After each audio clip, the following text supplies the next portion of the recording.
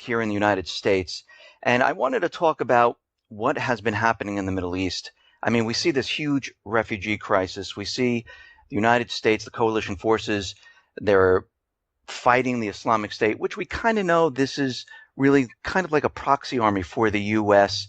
to get Assad. And now we see Russia. We hear reports coming in that Russia is moving in military assets. Where do you think this is all going to go, and where do you think it's going to end up here? Well, it could very well continue to percolate and end up in World War III. There are a lot of forces lining up and basically choosing sides. The real wild card, of course, is Turkey, but there's really a mixed bag of goals that people have. The various nation states are either pro-ISIS or not, and they're either pro-Western or not. But some of the countries that are anti-ISIS are also anti-Western. So you have kind of a conflicted cast of characters there. And it'll be difficult to say exactly how it's going to play out. But needless to say, things are probably going to get worse before they get better. Now, we see Russia moving in military assets. Does this pose a problem for the United States? Not particularly per se. There's, of course, anytime you have a major influx of arms to an area, it can shift balances of power. And I think the Russians, when you come right down to it, have a long-term goal of containing radical Islamic growth, partly because of what's going on in the Stan countries, the Kazakhstan and so forth. The Russians have a long-term strategic goal of containing the Islamic threat.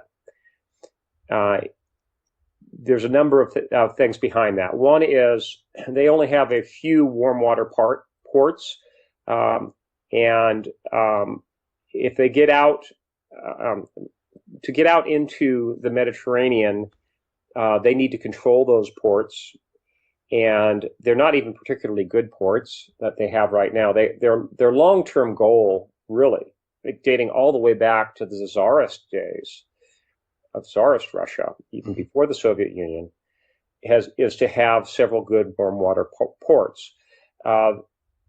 And the Russians never lose sight of that long-term strategic goal. And they have, over the years, especially back during the days of the Soviet Union, shown a willingness to support various groups if it plays into their long-term goals. And if you look at what's going on in the Ukraine right now, if you look at what's going on in the Stans, if you look at what's going on in Syria, the Russians are going to do what they believe is in their best interest in long term. Comes right down to it. And their whole intelligence apparatus, which started out with the NKVD and then became the KGB, and now is going by a different moniker. All of their intelligence apparatus, all of their military force, all of their political maneuvering, all their diplomacy, all plays into that long-term goal. Now, we see, fighting pretty much around the world. We see it in Africa, we see it in the Middle East, we see it up in Eastern Europe and Ukraine, and we see, the U.S. containing China in the Pacific.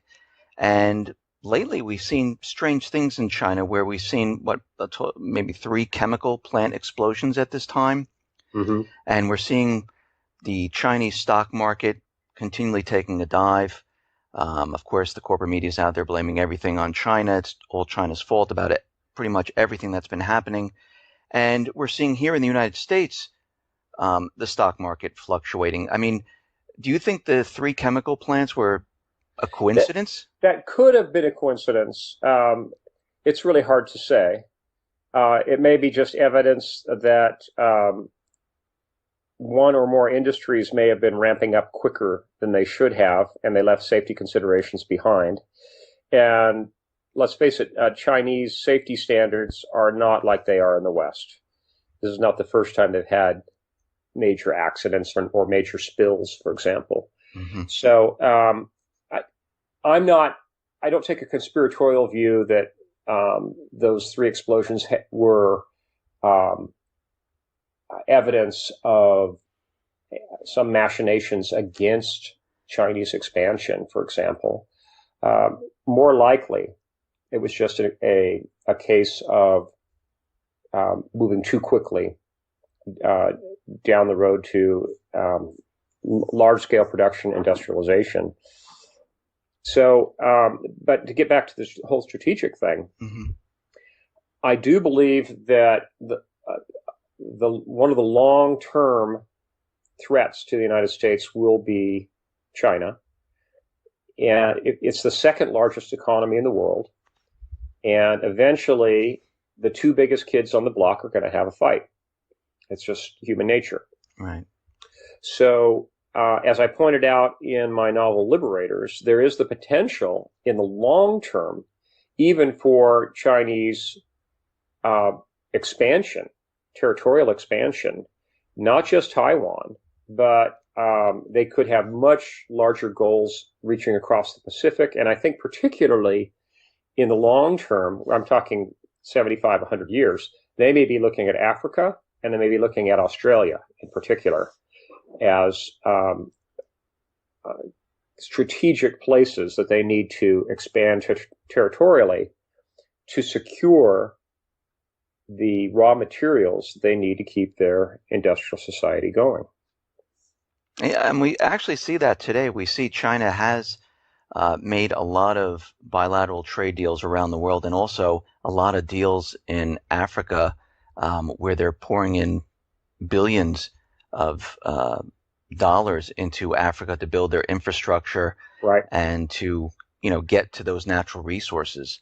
And we're seeing that a lot today.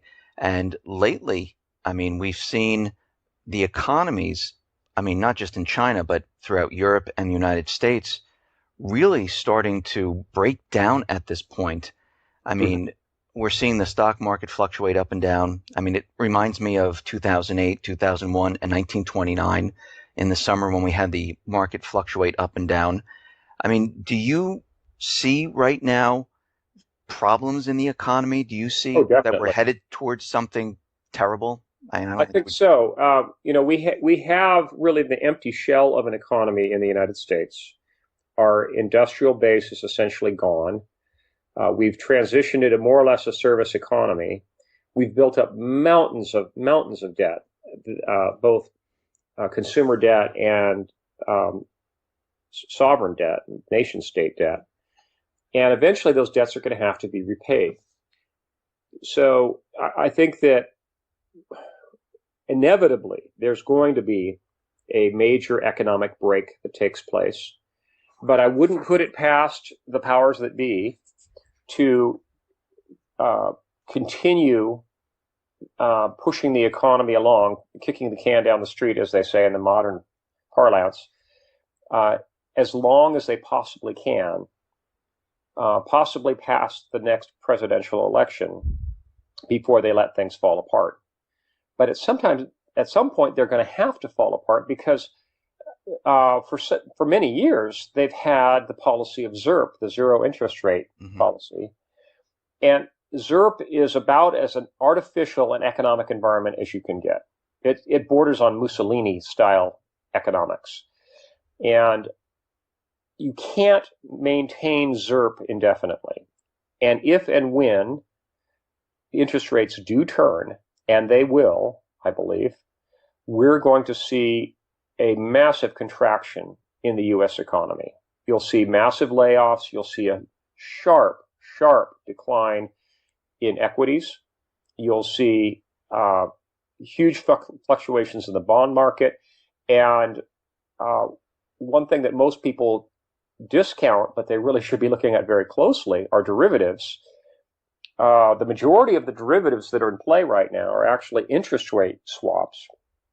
And the way the derivatives market has built up in the last few years, it's all predicated upon minute changes in interest rates. We're talking just a couple of basis points is the way they're making their money right now and hedging their bets. If there were a large swing in interest rates, I think it would catch the derivatives market by surprise. They could get absolutely blindsided. There could be huge losses, and the counterparty risk is tremendous. People have no concept of the implications of a large swing in interest rates imploding the derivatives market. And if and when that happens, it could be very, very ugly. The counterparty risk is huge. And the greatest risk, of course, is that you have a missing counterparty. The derivatives market, in essence, is a pretty wise thing. It's hedging your bets. It's mitigating your risk, but and normally it operates in such a way that it all ends up as a zero-sum gain. But if you have a counterparty that disappears, you're basically left holding the bag, and to the tune of not billions but even trillions of dollars are in play right now, and the risk is tremendous. So, I mean, we hear the Fed talking about raising interest rates, sometimes this fall. I mean, they keep changing when they're going to do this. Do you think they're actually going to raise the interest rates? They could incrementally, but I think what is more likely to happen is they'll raise rates briefly, the economy will go into a stall, and then they'll backpedal and they'll go back to ZIRP. Won't that have an effect on the markets? And oh yeah, yeah. I mean, people are going to say, okay, you tried it, you brought the interest rates up, it didn't work. So and everyone will see that they backed themselves into a corner and they have nowhere to go but zero. So, I mean, at this point, when they do this is, I mean, their credibility at that point in time, if they actually go ahead and do this, goes to zero. Right. Their credibility will be shot. Yeah. And it won't be just credibility in the American equities market. It won't be credibility in U.S. Treasury paper, but it may be credibility of the dollar as a currency unit. The dollar itself may lose credibility. Right now, we're in a kind of an odd situation where there have been all this turmoil in the Eurozone, and the U.S. is actually seen as a relative safe haven. And one of the things that's keeping the dollar strong right now and keeping the American equities market up is a massive influx of money coming in from Europe because they don't consider the European markets to be safe, or even the euro as a currency unit to be safe. But that can't go on forever either. At some point, all confidence is going to be lost in the dollar. And when that happens, watch out. It could be very, very ugly. Now, I wanted to talk to you about cyber attacks, cyber espionage. I mean, we hear a lot of things in the corporate media, alternative media, about, cyber 9/11, cyber Pearl Harbors. We're seeing NORAD. They decided to refurbish Cheyenne Mountain, and they're moving back in. The stock exchange decided to create a disaster site in Chicago. And, the U.S. government is actually pointing fingers at China, could be sanctioning them, pointing their fingers at Russia, North Korea. I mean, what do you see coming? Do you see a cyber Pearl Harbor, cyber 9/11 coming? There very well could be. And if you look at the map of cyber attacks that goes on every day, and there's actually a live map that you can find. It was linked to in my blog a few weeks ago. The majority of those attacks are coming out of China. And those are really, when you come right down to it, just test attacks. That's not the main event. Those are just probing for vulnerabilities. And we actually have vulnerabilities in at least three distinct areas. First, we have the vulnerability to viruses and Trojans and backdoors. Secondarily, we have vulnerability to EMP. And thirdly, we have a vulnerability to solar flares. So even if some malicious hacker or hacker group or nation state that hires a bunch of hackers doesn't do in the system, our own sun may do in the system, simply with another Carrington event scale solar flare, an X-class solar flare. So there's huge vulnerabilities. Just to bring your readers up to speed, the vulnerabilities that exist are not just in the financial markets, but they're also in our physical infrastructure, in our water system, our natural gas pipelines, our oil refineries, our hydroelectric dams, our whole system of electrical power distribution, all the way from the producing plants all the way to your individual power meter. They're all vulnerable to attack. What's happened is back in the 1950s and the 1960s, when they first automated these systems, they didn't even envision hacking. And the systems that they developed were originally standalone systems. And the blanket term for this is SCADA, which stands for System Control and Data Acquisition. The SCADA software that they started building was fairly rudimentary at first. It was standalone. It could only be changed by logging into the system itself and making changes on site. Then they added a dial-up modem layer of communications to that system. And then eventually they added an internet access layer of communications to those systems.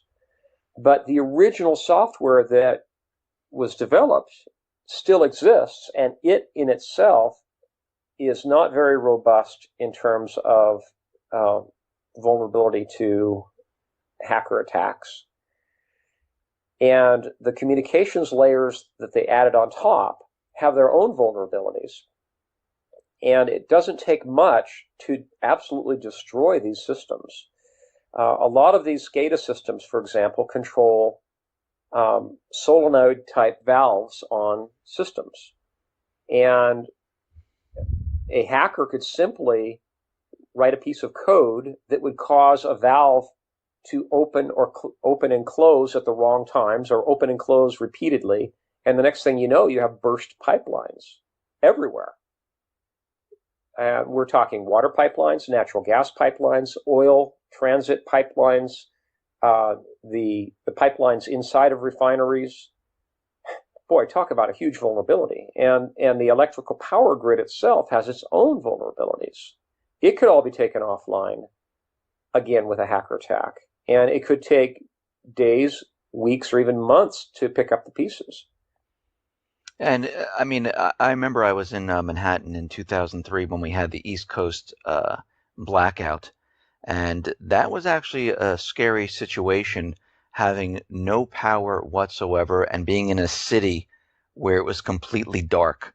Right. I mean, at that point in time, people were very friendly. People were getting along. There were really no problems that I saw when I was there.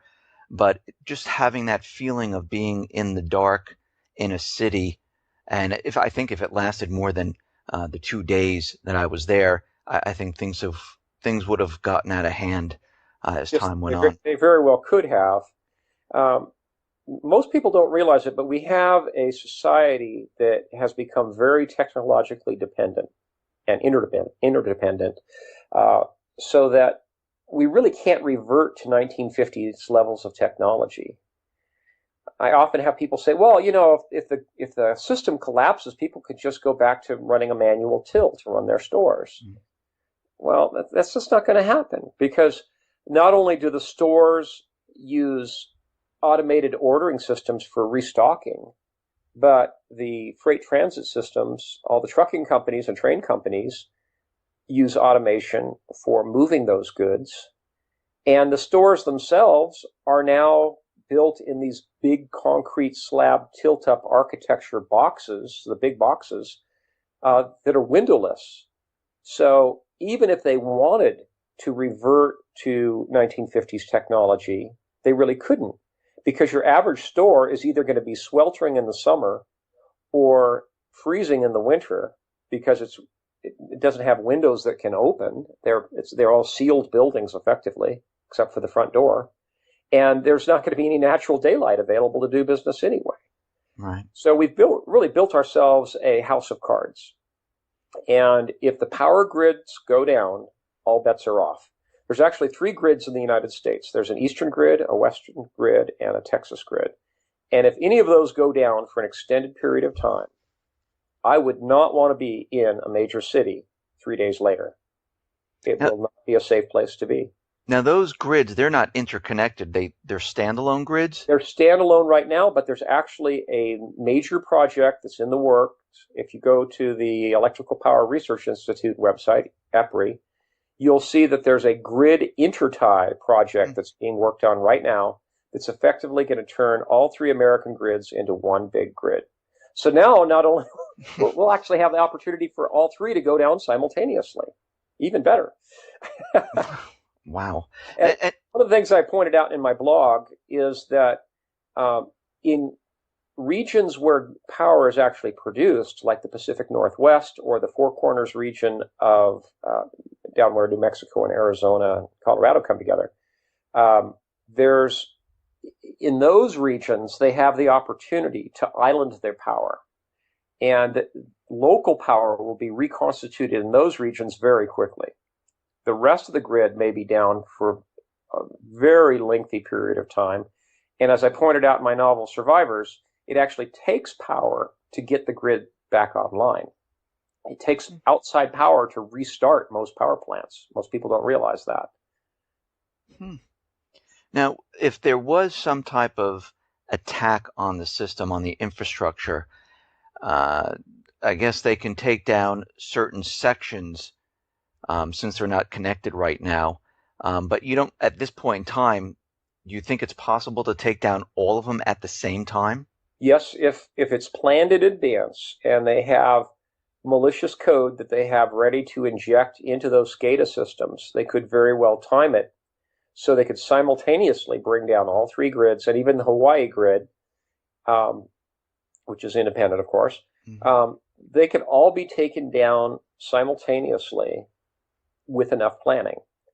And one of the hallmarks of Islamic terrorism is simultaneous attacks. If you look at 9/11, it doesn't take a tremendous amount of sophistication to synchronize your watches. So what about hitting the financial area with a cyber attack? I mean, what would happen in that type of scenario? Well, it's hard to say how successful they would be, but based on the probing attacks that we've seen, I think it's safe to assume they could bring the financial markets. And one crucial thing would, of course, be the check clearing and the SWIFT system. If they could bring those all down simultaneously and keep them down for several days, we could see some serious chaos. And it would most likely destroy the economy at that. Well, yes. Even if the markets reopen a few days later, the level of confidence that will exist will be weak at best. So just the psychological impact of the knowledge that they were able to do this will shake the confidence of American investors to the core. And they will, I think, both institutional money managers and individual investors are going to very quickly think about reordering their investment portfolio. And things are going to look very widows and orphans very quickly. People are going to want to minimize their risk. They'll want to get into tangibles. They'll want to focus on stocks that have inherent value, not just cyber value. So I would not want to be on the board of directors of Yahoo or Google or Facebook when all this happens. I would much rather be on the board of General Mills or Coleman Industries, because I think that's where people are going to be putting their money into companies that actually produce tangible products that consumers are going to need no matter what. Those are going to be the new widows and orphans kind of stocks. So let's just do this. If there, I mean, we're both agreeing that there's some type of collapse going to come. We just don't know when. Right. How do you think this will unfold? I mean, what will people experience during a collapse situation? Well, if it's a full-scale collapse and the grids stay down for an extended period, it could look a lot like my novel Patriots, where the grids go down and essentially don't come back up. And when that happens, the cities become untenable very quickly because of the long chains of supply, the population density, the lack of sanitation. Because, the power goes off for 2 or 3 days. That means the water's going to go off too, because most people don't realize it, but we no longer have many gravity-fed civic water systems in the United States. In the old days, probably 20 or 30% of the systems were gravity-fed from end to end. They'd start out way up in the mountains, and then they have gravity flow all the way down to the city. And if the power grid went down, it would have made a difference. But now we have systems that have pumps everywhere, and where, especially in places like the Midwest, where you're pumping water up to these gravity tanks, and then you have gravity flow back down. But even in the systems that were previously gravity flow from end to end, they, because of the EPA's standards on water clarity, they have these what they call turbidity standards for the water. They require all the water to be pumped through filtration systems. And they have physically set up these systems where the water they can't bypass the pumps and the filters. The water systems are set up with the assumption that the grid power will always be there, or will be shortly be restored if there's an outage. So even if they wanted to, they couldn't revert to gravity flow from end to end. Not without a lot of physical rework we're talking some really large pipes. We're talking 24-inch diameter pipes. You don't just switch those around in the matter of a day or two. So when the power grids go down, the water system will go down. When the water system goes down, people will not only not have drinking water, but their toilets won't flush, and it's going to be a public health nightmare. At least in third world countries, people have the common sense to, dig outhouses and not foul the water upstream from them. We have a very urbanized society that has basically no clue about how to live in third world living standards. And it's going to be a public health nightmare. We're going to see outbreaks of all sorts of diseases very quickly if we have a situation where the toilets aren't flushing. And how are people going to get food, drinking water? I mean, how are they going to survive through this? Well, in the big cities, a lot of them simply won't, especially in the Northeast, for example, where if this were to happen, say, in the fall or the winter, by the next spring, you could see a 50% die-off of the population. There's simply too many people in too little space who are too dependent on the system. And you have just a huge cascade of vulnerabilities that are going to come into play. You've got a huge number of people that are dependent upon medical oxygen and insulin and CPAP machines and heart medicines and antipsychotic drugs and everything else. You've got the whole medical aspect. You've got the physical transport of food, and if that breaks down for more than a week, most families don't have more than 3 or 4 days worth of food on hand. So you're going to see massive rioting, looting going on in the big cities. And if the looting gets bad enough, the truckers won't feel safe even driving food into the cities. So the cities will effectively just implode.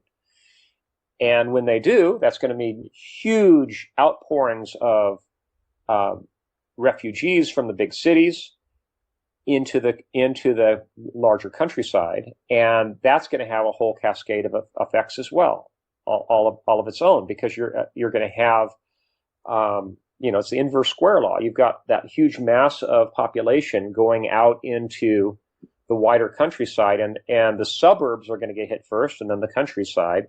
And conceivably, we could see a complete breakdown of law and order and absolute chaos for an extended period of time until there is a die-off of population. And that's what I described in my novel Founders. We could see a huge depopulation, primarily in the cities.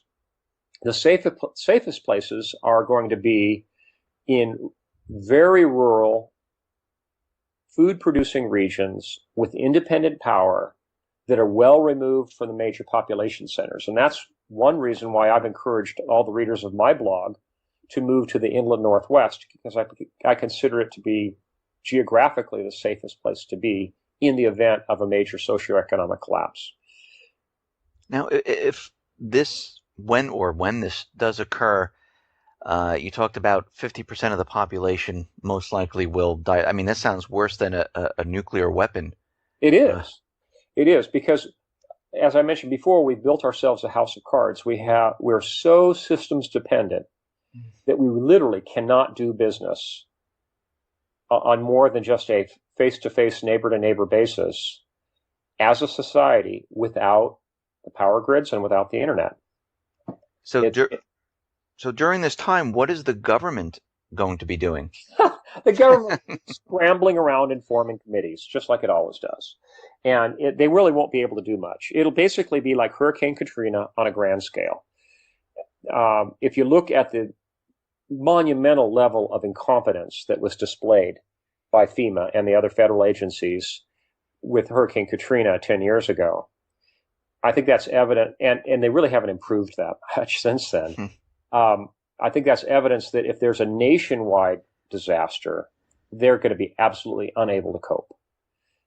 I often like to say that FEMA, instead of standing for Federal Emergency Management Administration, actually stands for foolishly expecting meaningful aid.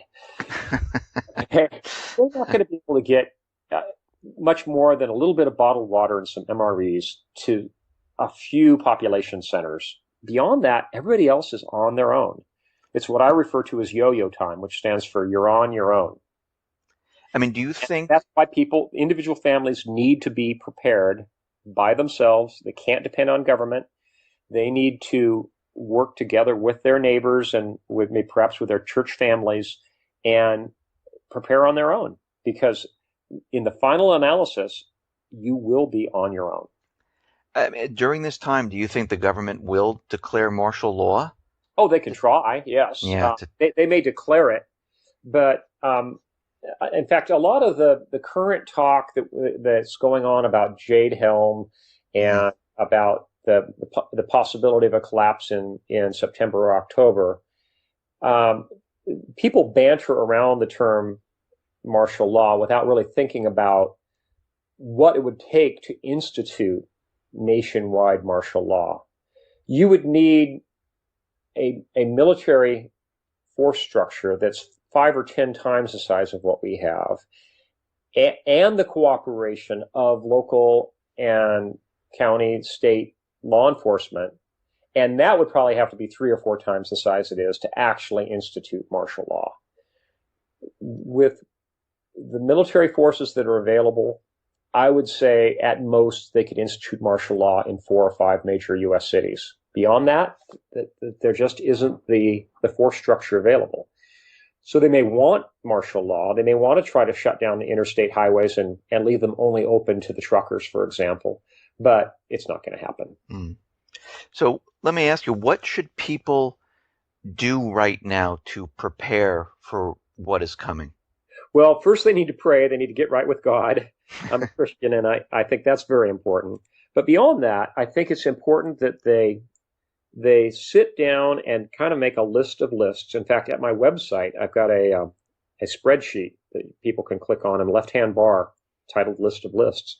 People need to think about their own particular situations, their particular stage of life, and where, especially where they live geographically and in terms of climate, and plan accordingly. You know, the preparations that someone needs to make in Maine versus Florida are going to be radically different in terms of how much fuel you need to store, cold weather clothing, all that sort of thing, and your expectations for gardening, whether or not you're going to need greenhouses, and so on. So you need to plan according to your climate, your own particular stage of life. If you need to be near a major medical center, obviously you're not going to move out in the middle of nowhere. But you just need to sit down, dispassionately think about what are my highest priorities. Water should obviously be at the very top of the list. Every family needs to at least have a good quality water filter. Because again, there may be a public health crisis, and if you're going to be drawing water from open sources and your foolish neighbors are defecating in or near those open water sources, you need to be able to treat that water so it'll be safe to drink. So how many weeks or days or months should someone have food? Well, I always look at 2 years as the baseline. Okay. For my own family, we actually have a 5 or 6 year supply, and that's not even including what our own garden produces and what we'll have from our livestock. We raise cattle and we have chickens and the whole panoply. I think it's important that people have at least a 2 year supply of food on hand and have a plan for relocating in a hurry, for bugging out, as we call it, so that you can basically beat the rush and get out of the big cities before all the freeways turn into permanent parking lots. Because once cars start to run out of gas, there's going to be the world's largest traffic jam, and it'll only eventually be cleared with, heavy equipment. So you need to be ahead of that rush, getting out of the big cities. You need to be pre-packed, ready to go, and you have to have a destination that's already stocked in advance, because you're only going to have probably one trip out of town. You're not going to be able to go back for trip after trip, getting more clothes, more food, your gardening tools, all your supplies. They're going to have to be pre-positioned at your retreat site. So if you don't have country cousins, you need to get to know some country friends right away. So do you think cash is important to have on hand, or gold and silver, or any? Well, I'm a big believer in both small denomination pre-1965 U.S. silver coinage, dimes and quarters primarily, as a means of barter. I'm also a big believer in common caliber ammunition, which in a really worst case scenario, people may not even be interested in silver coins. They're just going to want ammo. Right. And if you've got it in quantity and it's in a common caliber, you basically can name your own price for whatever you want. You'll have the ultimate barter currency. So a weapon is something that you would recommend? Oh, absolutely. Yes. Several. And the training to go with it. I've often been quoted as saying that owning a gun doesn't make anyone a shooter any more than owning a surfboard makes someone a surfer. You really need to practice with your guns regularly and become truly proficient with them. And you need to stock up all the standard stuff. You'll need cleaning equipment. You'll need a few spare parts. You'll need lots of extra magazines. You'll need web gear to carry around those magazines.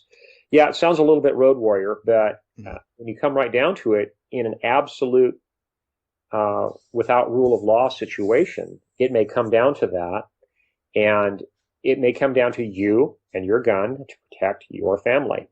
And a lot of people will say, "Oh, well, that's not realistic." They'll just wait you out. They'll surround your house and they'll wait until you have to come out and get firewood or whatever, and then they'll shoot you. Well, I think that your average looter is going to be much more pragmatic. If someone starts shooting back at them, they're going to go find someone easier to pick on. because they're certainly not going to want to take casualties. They're not going to want to take casualties when there's no medical care available. They're going to go pick on Granny down the road. So all it's going to take is a few shots, and they're going to move along. James, I really appreciate you coming on the X-22 Report Spotlight. Thank you very much, and thank you for all this information. Well, thank you for having me on. Sorry to end up on such a heavy gloom and doom note, but if you look at the logical progression of things, right, and economic collapse has some really serious implications, and I strongly encourage all your listeners that if they feel moved to prepare, that they don't take halfway steps, that they prepare completely.